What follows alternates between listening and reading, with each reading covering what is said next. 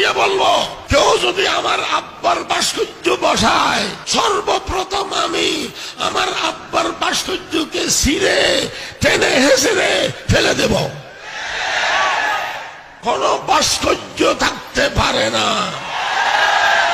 সমস্যা নাই, গ্রেফতার করুক, রিমান্ডে নিয়ে যাক, ফাঁসির কাস্তে ঝুলাইলেও আমাদের হক কথা বলতে হবে। চুল পরিমাণ আমরা পিছপা হব না। হৃদয়ের আলো আজ নিভে গেল, বাবুনগরী বল কোথায় গেল।